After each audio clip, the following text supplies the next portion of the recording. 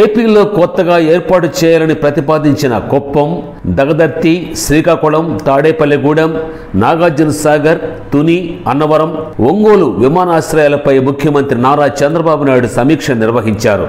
Gannavaram airport విస్తరణ, Bhogapuram airport నిర్మాణం పైన కూడా సమీక్ష చేశారు.